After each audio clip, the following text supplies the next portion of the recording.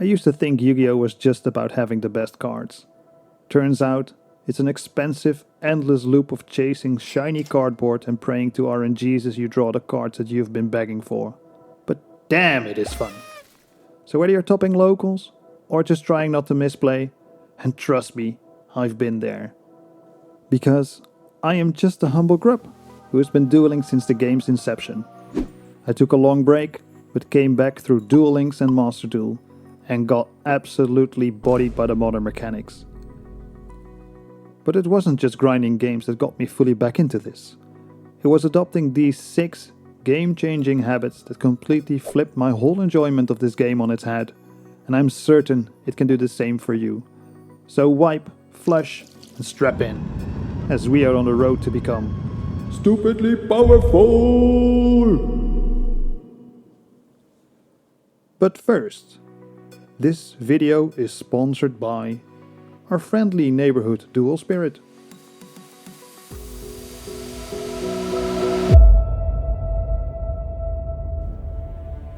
Let's be honest, we can be, we are among friends. Most players know their deck like they know their dreams, vaguely, inconsistently, and mostly wrong. You think your combo works, you think your trigger timing is flawless, you think your monster is untouchable. Well, you thought wrong. Merry Christmas, motherfucker! Before you can master anything in Yu-Gi-Oh, you will have to master your own cardboard. That means knowing every trigger, every clause, every weird little if or when timing tucked into your effects like the secret stuff they put in the terms and conditions. I'm gonna click on decline. But hey, my friends at YouTube have helped us out and have a built-in test to see if you're a certified genius. It is subtle, it is hidden. If you can decipher a certain scripture, a text, you have what it takes to become the true king of games. It starts with an S and ends with subscribe. Got it? Great. Click it faster than we used to mash yes on a MasterDuel's activation prompt, before we knew better. And while you're at it, click the thumbs up button to show that you've passed. But what is the habit? It's the one thing we've all been avoiding. Telling ourselves that we can't, we won't. The thing that separates the missed players from the masters. The thing that makes your deck yours. You have to read. Just read your damn cards, bro. Because if you don't know what your own deck does, you're not really dueling. You're just cosplaying as a duelist.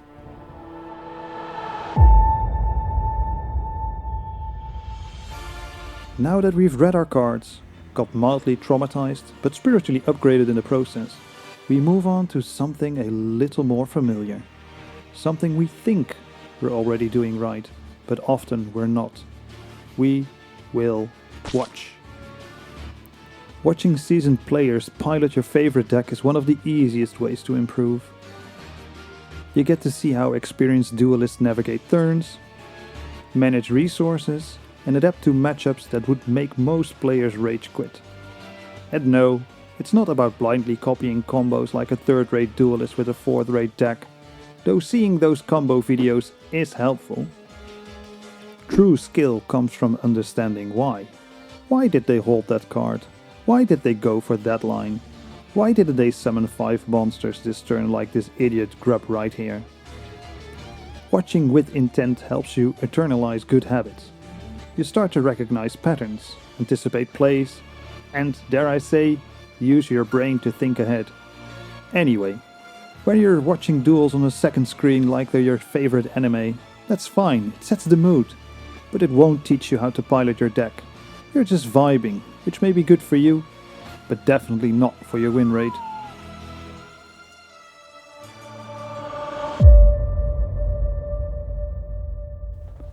Deck lists are cool, the theory is great, watching replays makes you feel smart, but none of it means jack shh until you actually play.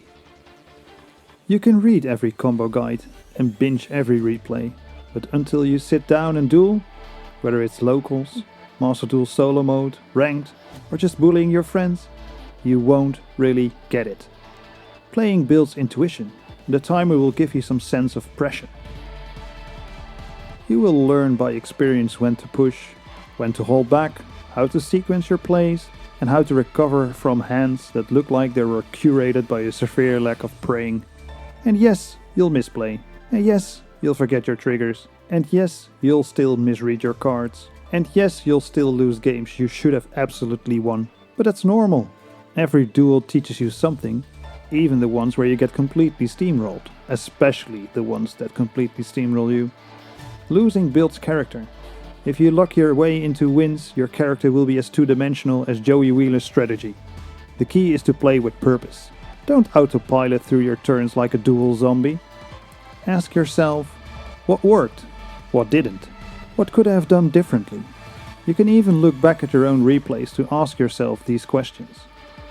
If ranked stresses you out, start out with the solo mode. Most of the bots won't really put up a fight, but may occasionally surprise you. But if you want the hand trap experience, you prove your worth against this one. Or if you want the true roach experience, duel against this bot over here. And if you are truly masochistic, Konami just added this thing right here that will just hand trap you into oblivion. But if you're worried about messing up your rank, there's always the casual match mode. Just know, people tend to surrender faster than you can say normal summon Alistair. Also, for some reason, Konami won't allow you to complete your daily missions. So yeah, play messy, make mistakes, play like a grub who's trying to escape silver. One misplay at a time.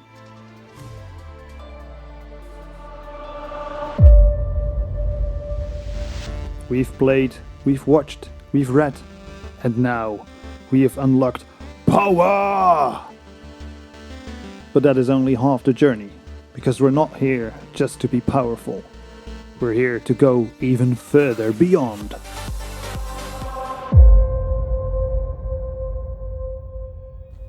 We've mostly looked inward.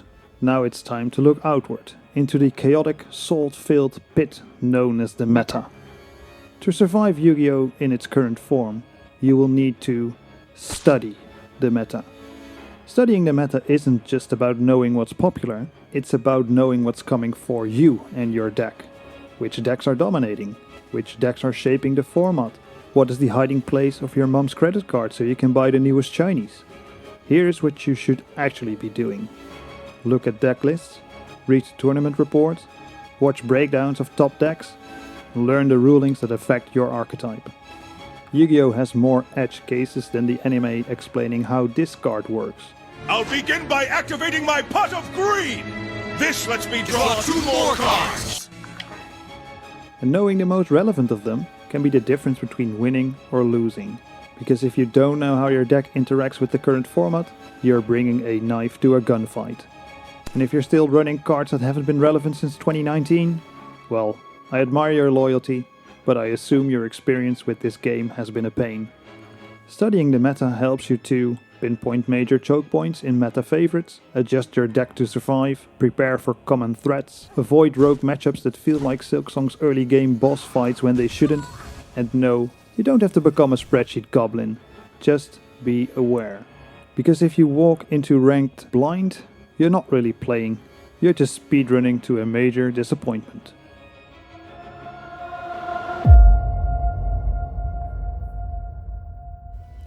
We've studied the meta. We know the top decks, the key threats, and the usual suspects. Why is it always you two here? But theory only gets you so far. Now it's time to read the duel mat like a pro. Because dueling isn't just reacting, it's recognizing patterns, predicting lines, and punishing missteps before they happen. If they search Alistair with the field spell, you already know what's coming next. If they activate a card that only works in a single archetype, well, congrats, you've just unlocked their entire game plan. This is where your meta prep becomes real-time strategy. You're not just watching your opponent, you're tracking their hand. What did they just add? How does it affect their lines?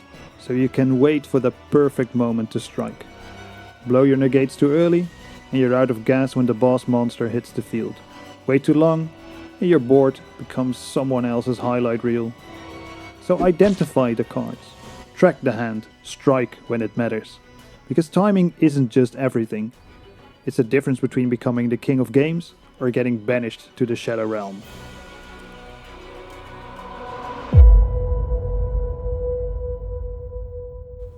We've slogged through the grind, and now we're here. The final, most powerful habit. Perceive. Perceiving your opponent means paying attention to what they do and don't do. This goes beyond the previously mentioned identification of cards. Did they set a card and immediately passed? Did they hold priority longer than usual? Could they be baiting you into overextending? In the end, Yu-Gi-Oh! Is a game of information. The one who has the most information will have the biggest odds on winning, and good players learn to read between the lines. You don't need to be a mind reader, you just need to be pattern aware. You'll start spotting tells, subtle, juicy little giveaways like that half a second hesitation before activating a card, weird sequencing that doesn't match the archetype, holding back a combo piece they should have played, or bluffing so hard they triggered my trap card. Shameless self-promotion. And here is the final nail in their salt-crusted coffin. Once you start perceiving your opponent, you can start manipulating them. Play off meta lines to confuse their reads. Secure your plays by setting up negates first. Stare at them through the screen until they misclick out of sheer existential dread. Perception turns dueling into an entertaining mind game. It's not just about cards anymore. It's about information, pressure, and tempo.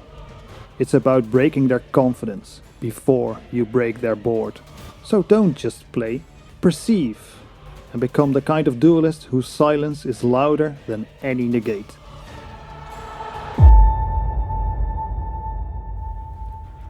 So these habits don't make us stupid, they make us stupidly powerful. We're no longer just reacting, we're reading, adapting, evolving, controlling the game from turn zero. So go forth, play smart, be a little stupid, and believe in the heart of the cards. Just remember, if a grub like me can crawl this far, imagine what you can do with these habits.